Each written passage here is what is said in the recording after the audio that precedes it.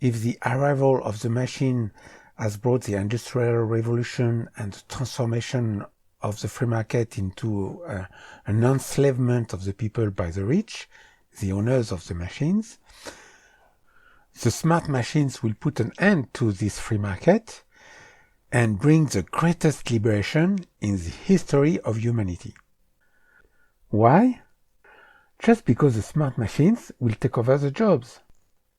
The smart machines are going to free humanity from having to work for a living, which is the basis of the free market. For the free market to function, we have seen that the flow of money that is going from the consumers to the owners of the means of production needs to come back to the consumers. So it comes back through the wages. The consumers are working for the owners of the means of production. But we have seen that it is not enough, and it creates already some dysfunctions, because the system has to go into debt to make the businesses profitable and sustain the purchasing power of the consumers. When you reduce the number of jobs, you reduce the purchasing power of the consumers, and therefore you reduce the level of consumption and the level of economic activity. Less jobs, less people can afford the production, so less production, less profit, less jobs, and it is a down cycle of recession. That's why our economists and our politicians are desperate to create jobs, to give jobs to the people. Now, when you introduce a technology that makes things faster, better, and cheaper than people, the people will lose their jobs, and it will crash the whole economy. In the market economy, as it is running now, the introduction of smart machines, which should contribute to prosperity, but no, it's creating more misery.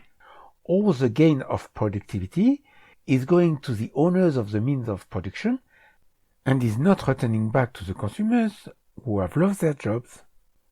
And this is crashing the system. And the economists of the free market are in sheer panic. There is no way the economy can survive a massive loss of jobs. Ironically, it is the free competition, which the free market is all about, that is responsible for its collapse. To be more competitive, you have to be more productive, and to be more productive, now you will have to use smart machines instead of people.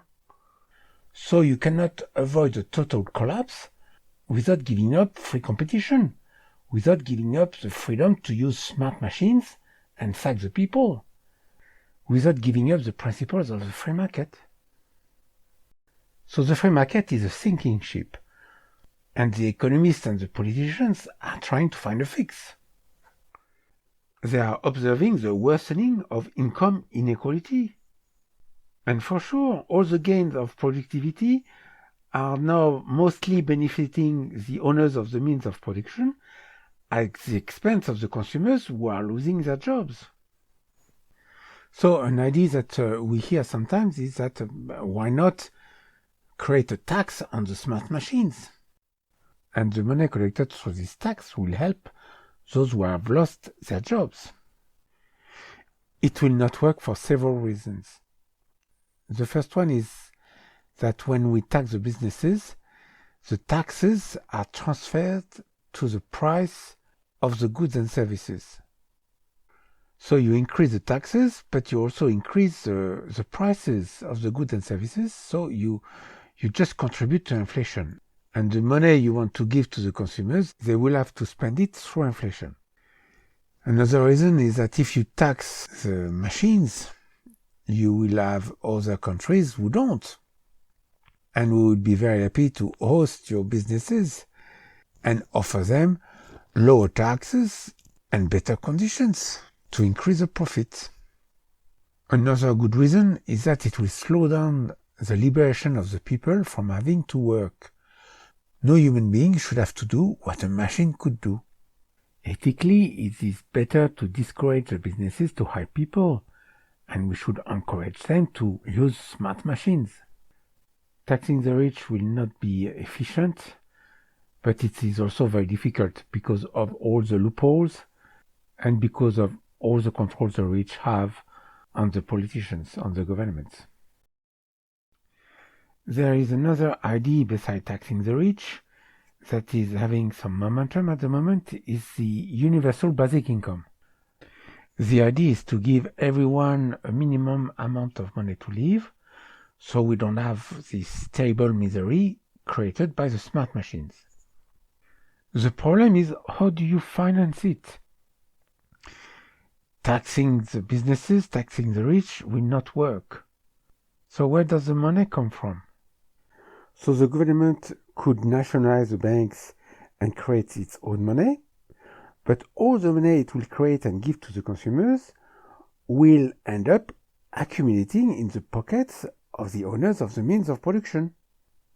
If it is accumulating, the money will become worthless and be devalued. So it has to be recycled. So it will be recycled maybe by buying all the assets possible from the consumers and the government, buying their houses, buying all the land and everything they could buy. Or the government will recycle the money from the rich by borrowing it. And then you still have the problem of the government going into debt at an even faster rate than it is now. Realize that the universal basic income is like a band-aid that will help the system avoid massive starvation and misery. But it doesn't fix the problem of wealth inequality. The universal basic income, it is like slaves asking their masters for more food to survive, when the real problem is the chain they have, and they need to focus on freeing themselves from their chains, and not find a fix to the system that enslaves them. To avoid its collapse, the system will certainly try to create a massive injection of money through big projects and put everybody at work, hoping to restart the growth. But it will not work. The rich, the owners of the means of production, will get richer and will recycle their money buying all the assets of the consumers and the government, and you increase even more the inequality. Housing will become unaffordable, buying land will become unaffordable. All will be owned by big corporations and the rich. It's already happening this way, and it will just accelerate the process. There will be no way we can save the free market from the total collapse created by the smart machines. We will have to change the system. The new economic system that will replace the free market will need to find answers and solutions to the dysfunctions of the free market. And in our analysis, we have found 5 dysfunctions, 5 big problems of the free market. The first one is the control of the economy and the money supply by a small group of private individuals, the money masters. The second problem is the use of the currency of a country, the United States, as the currency for international trade. The third problem is the creation of money through debt. The fourth problem is the government that needs to always go further and further into debt to maintain the flow of money or the circulation of money in the economy. And the fifth problem is the loss of jobs and the decrease of the purchasing power of the consumers due to the arrival of the smart machines.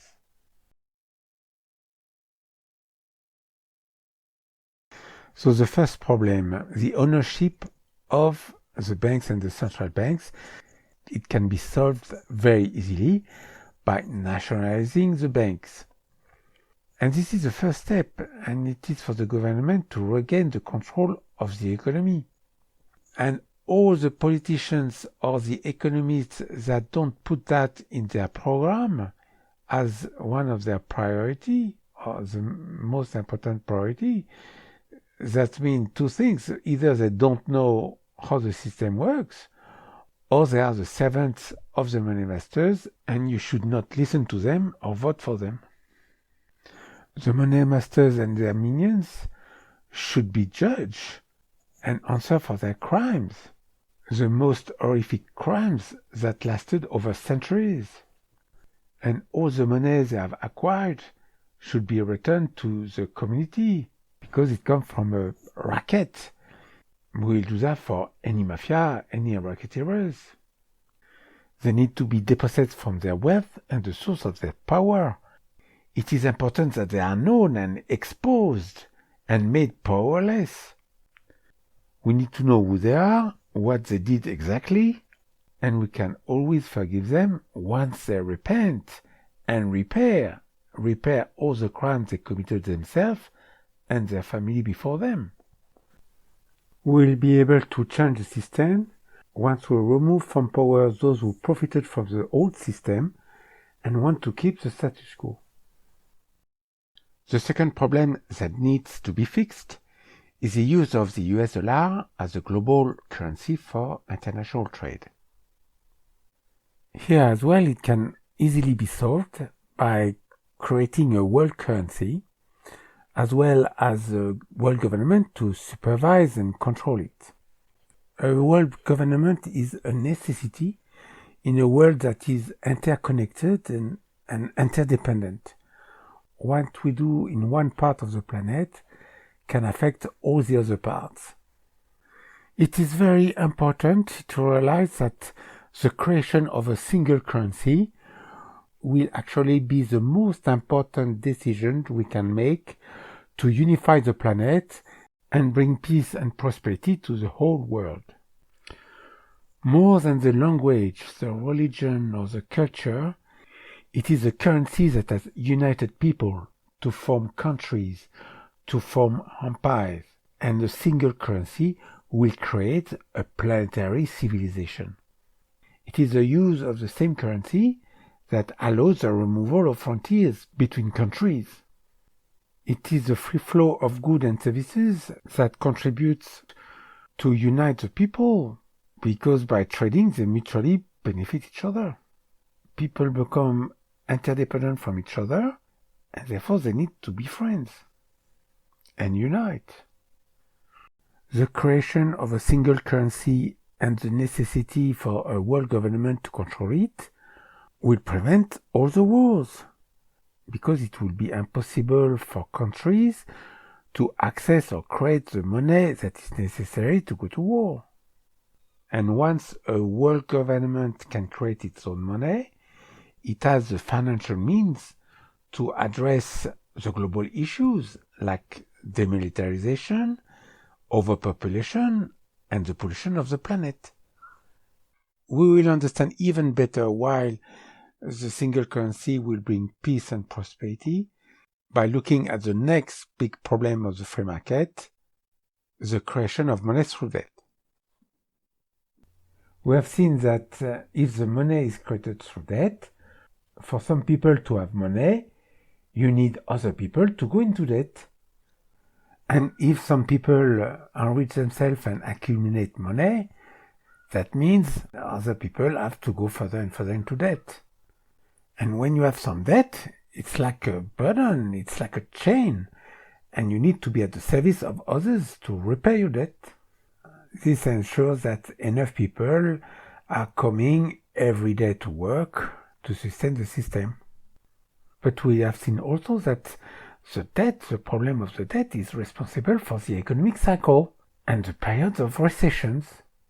We cannot increase the money supply to have more prosperity without also increasing the burden of the debt. And to explain with an image, we can imagine a man at the bottom of a mountain, wanting to climb the mountain, and each time the man makes a step up, he puts a stone in his backpack. The further up the mountain he goes, the heavier the backpack. So how far up can he go until he rolls back down? So applied to the economy, it translates into how much can we increase the money supply until the burden of the debt is so heavy that we create a recession. So here the solution is easy. We don't have to create money through debt. Why did we create money through debt in the first place? Because the money masters wanted us to. Once we have nationalized the banks, it is possible to create our own money without going into debt and without paying any interest. So there is a big discussion at the moment about how to end this debt slavery money system, and some would like to return to the gold standard. It will be a big mistake because we will always be limited by the amount of gold. Money shouldn't be something rare or precious. It's a tool that needs to facilitate the exchanges. But if it becomes rare, it's a big handicap to our development and our prosperity. So it has to be something not in abundance, but in adequacy with our ability to produce. Our production shouldn't be limited by the amount of gold, but the amount of resources we have and our willingness to work, because we might choose to spend our time in other things than to work more to produce more. Another problem with the return to the gold standard is that it will give some privilege to the countries that produce gold. And you will create all the geopolitical instabilities to acquire the gold mines. And you will have all the powerful countries trying to get the control of the gold by force. There is another idea that is proposed at the moment, is the cryptocurrency. It is interesting, but we have the same problem as gold. The cryptocurrency, as it is designed at the moment, is made to be rare. It gets its value by being precious. And so it's like gold. And it is very limiting for your development. It is a speculative currency that you want to keep because you know that with time it will increase in value. So it is ill-designed to be a currency that can be used for exchanges.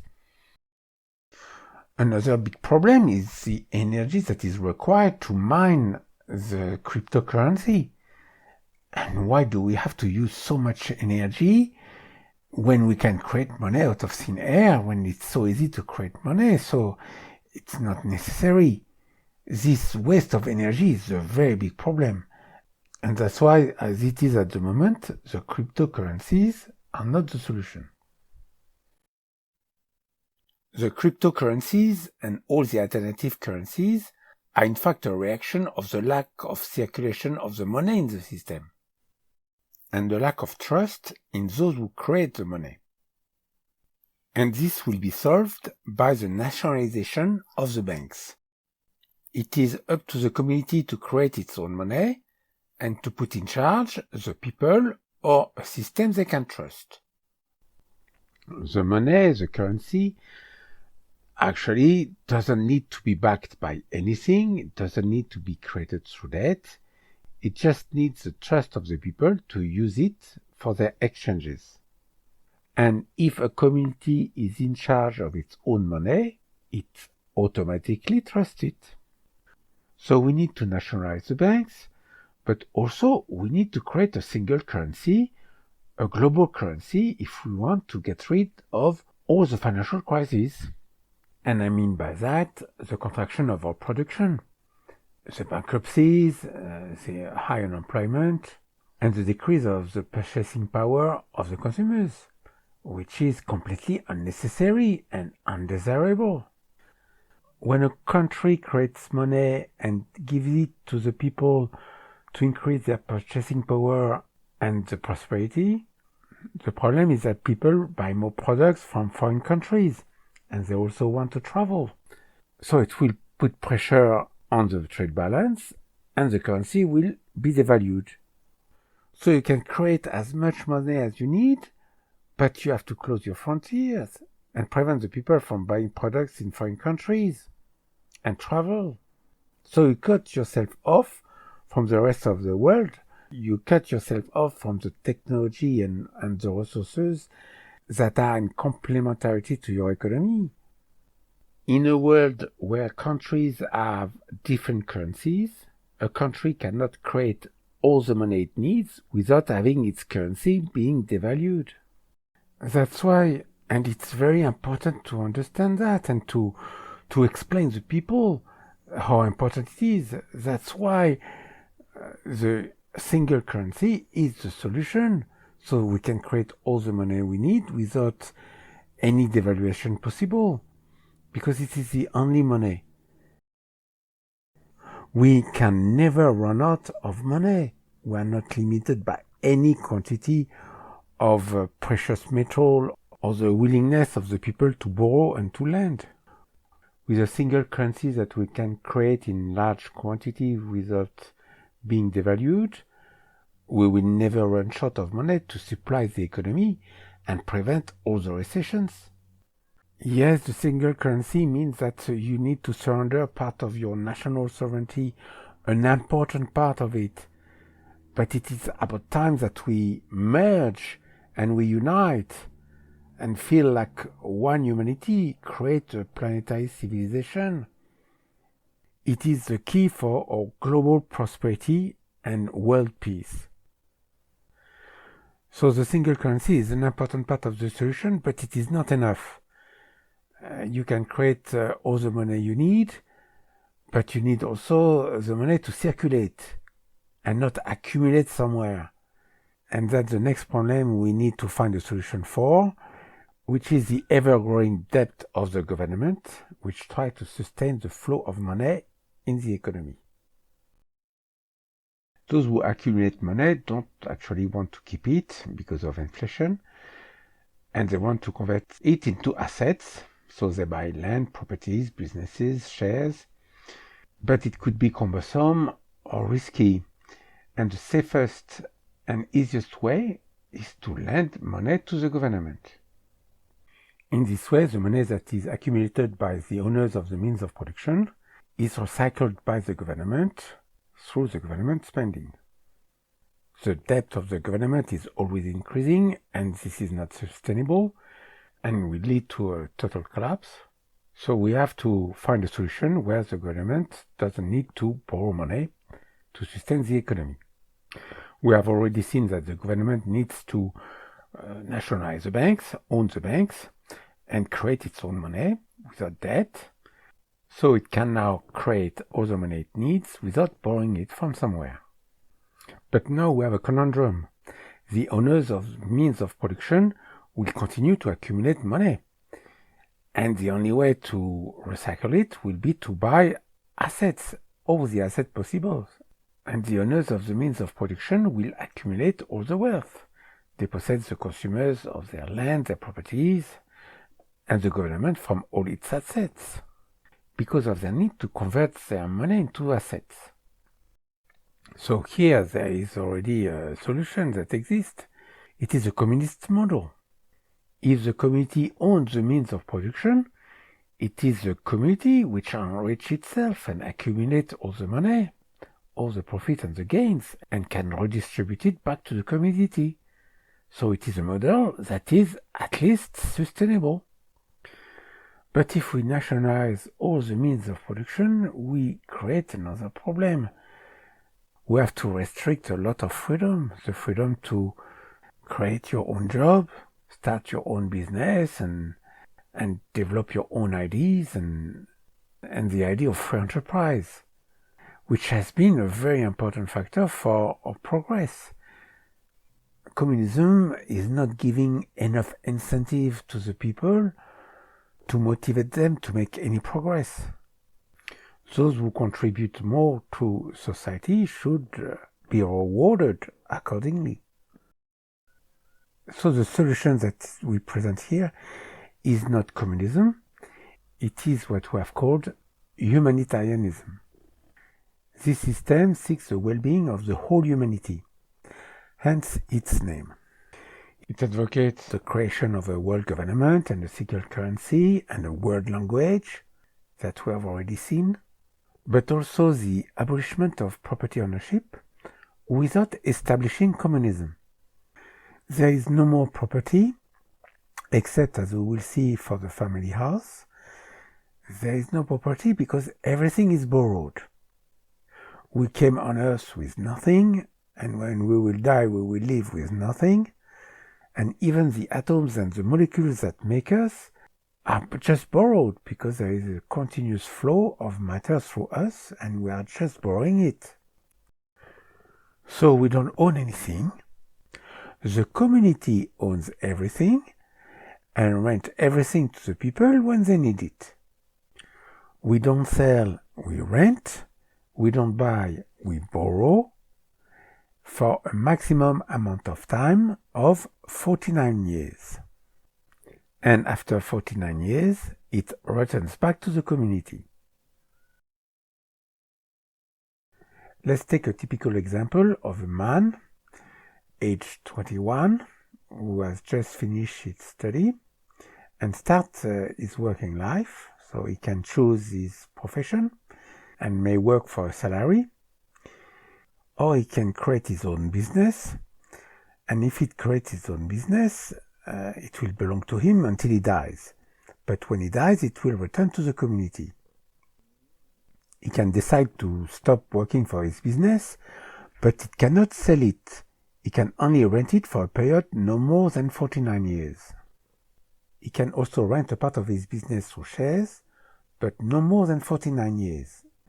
He can build a house or rent a house for 49 years, and after 49 years, he may live freely in the house until he dies.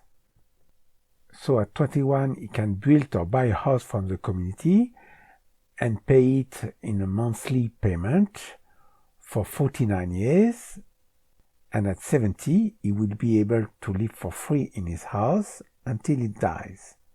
And after he dies, the house can go to his children, where they can live there for free. And if he has no children, the house will return to the community. If the man has acquired several houses during his life, only the family house can be transmitted to the children for free. All the other houses will return to the community. It all comes down to the abolishment of inheritance. Every possession, every source of income, everything of value will return back to the community when someone dies, except for the family house that is transmitted for free to the children. The abolishment of the inheritance and the renting system will achieve three things. First, the installation of a more egalitarian society. Everyone will have the same opportunities at birth. It will be the end of the big fortunes that have accumulated over generations, and everyone will be able to enrich themselves only through their own labor and talent.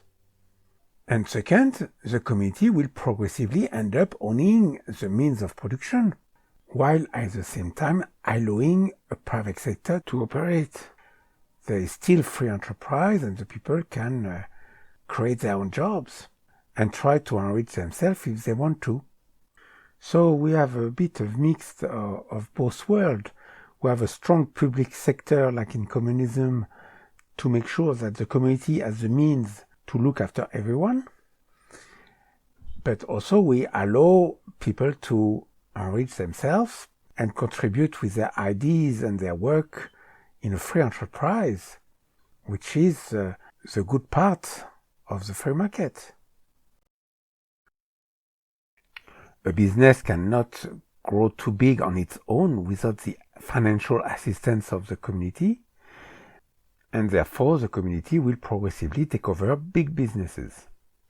It will ensure that the private sector plays a minor role in the global economy, and therefore private individuals will not have the power and the means to control the community.